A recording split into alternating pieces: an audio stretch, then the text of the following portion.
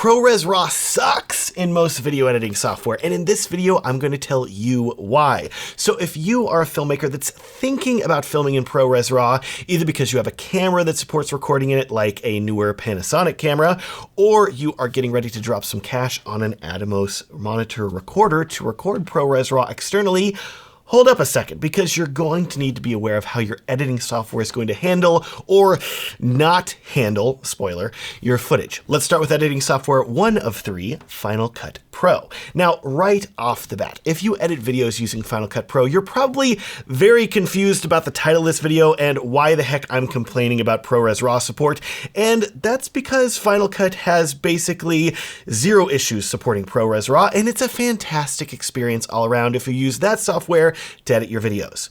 You can import any footage that you filmed in ProRes RAW, and you're easily able to do everything that you would expect to do when editing a RAW video, including adjusting your video's ISO to raise and lower the exposure, and change the white balance with a great level of precision. Final Cut is a fantastic experience when it comes to editing ProRes RAW, and that's no surprise, considering that Apple makes Final Cut as well as the ProRes RAW video codec.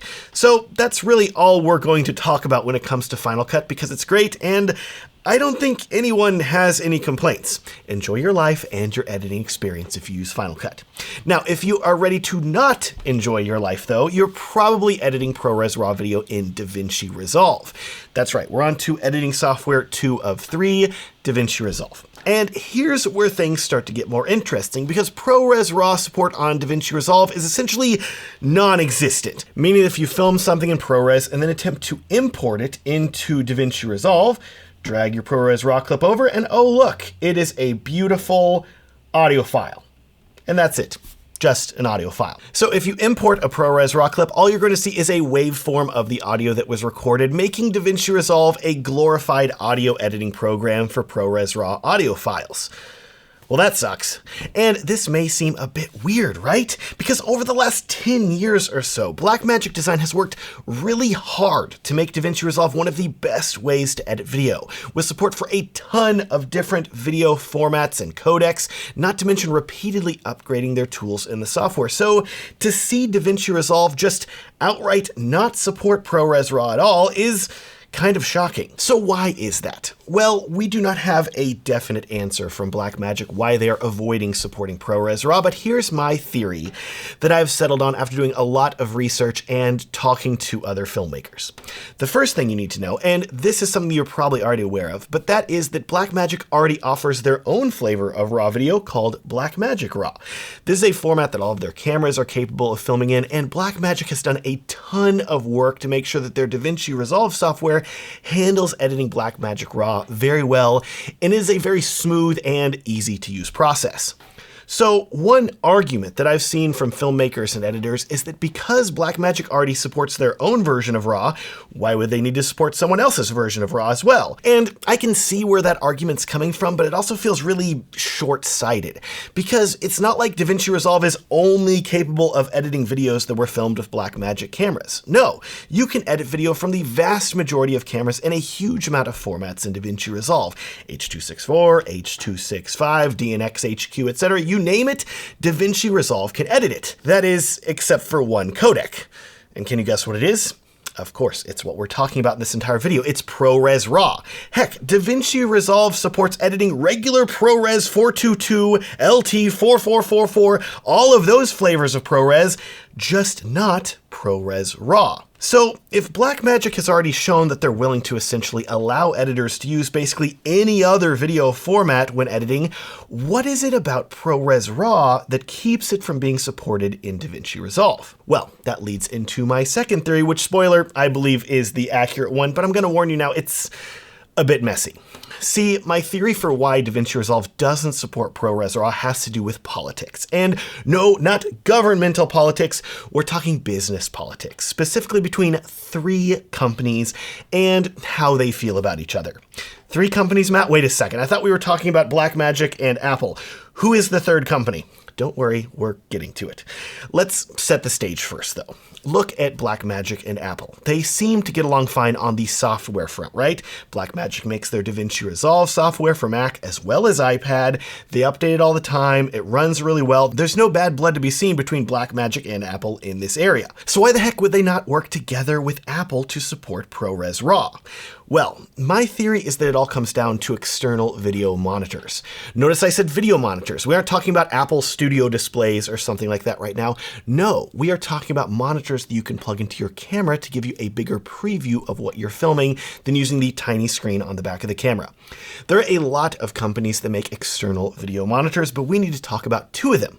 And one of them is Blackmagic, who make their line of video assist monitors. And these monitors support recording Blackmagic RAW video directly from some cameras via the HDMI port. It's awesome. And this is where we need to bring in the third company in this story. This third company makes monitors and also has a lot to do with RAW video recording, which ties all of this together. This third company is Atomos, and I'm sure you've heard of them if you have filmed video for even a short while, because they make a lot of high quality external monitors that you can use to get a better preview of what you're filming. Monitors like this Shogun Ultra that I have right here.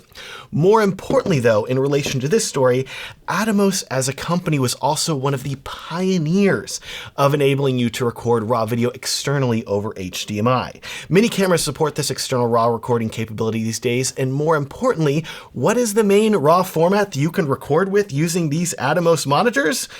Why, yes, it is the ProRes RAW format. And here is the smoking gun, as it were. You may be surprised to learn that Apple did not create ProRes RAW on their own. No, actually, ProRes RAW was actually co-developed by Apple working with Atomos, which you can hear confirmed directly from the CEO of Atomos in videos on YouTube. And this is why all of the Atomos monitors were some of the first to support recording in ProRes RAW, because they helped create the format with Apple. Now, while it's hard for me to believe that Apple and Blackmagic could somehow have a weird relationship where they can work together on all aspects of DaVinci Resolve, being supported on all Mac computers and iPads, except for, strangely enough, not supporting ProRes RAW, whenever you consider that Atomos is a direct competitor to Blackmagic and that they both make video monitors capable of recording RAW video, and Atomos helped create ProRes RAW, suddenly things start to line up. Oh, and toss in the fact that Blackmagic Design and Atomos are headquartered in Melbourne, Australia, making things even more competitive too. So my theory is that Apple has some sort of exclusivity deal with Atomos because they co-developed ProRes RAW, and because of that, Blackmagic, as one of Atomos' competitors, is prevented from enabling ProRes RAW support in DaVinci Resolve. Like I said though, it's just a theory. And here's the bottom line. Regardless of whether I'm correct in this theory or it's some other issue preventing Blackmagic and Apple from working together, at the end of the day, this all just feels anti-consumer. Whether these companies like it or not, some filmmakers are going to be using software and hardware from their competition, and if they are artificially limiting things, we as consumers are the ones that suffer because these companies can't seem to make a deal. You can let me know if I'm crazy or not in the comments down below. Anyways, let's move on to the third and final video editing software that we need to talk about in regards to ProRes RAW, Adobe Premiere Pro. Let's start with the good news. I'm happy to tell you that Premiere Pro does support ProRes RAW. Kinda. It's honestly the bare minimum level of support in my opinion, and Adobe could do so much better. To be clear, unlike DaVinci Resolve, if you import a ProRes video clip into the software, it will work and Premiere will actually show you the video clip, let you move it around, cut it, play through it, all the normal video editing things that you could do. But whenever it comes time for you to use any of the benefits of this being a raw video file, remember how Final Cut lets you do things like adjust the ISO and white balance? Well, this is where you start to run into difficulties in Premiere, because whenever you get over to the color panel, there are no special raw video editing tools. You're just presented with the regular old color grading tools you'll see whenever you have a non-raw video clip. Instead, the only unique raw video editing features that Premiere Pro supports in regards to ProRes RAW is the ability for you to adjust the exposure and color space of your ProRes RAW video, but it does this in the most hidden, bare bones, and convoluted way possible. Start by ignoring this color panel over here. Nothing nothing that you need is in this panel. Instead, you have to select the video clip that you want to edit, then go up to the Effect Controls panel, which is where you would commonly modify things like the scale and position of the clip, rotation, etc. Then here's where it gets really tricky. You're going to click on the Source button up here, which, to be clear, you may not even know is a clickable option in Premiere because you've never actually used it. And then right here in this arguably secret menu are two bare bones settings that will appear if you are editing a ProRes RAW video clip. First, you can click this color space drop down here and click to change the color space of your video clip.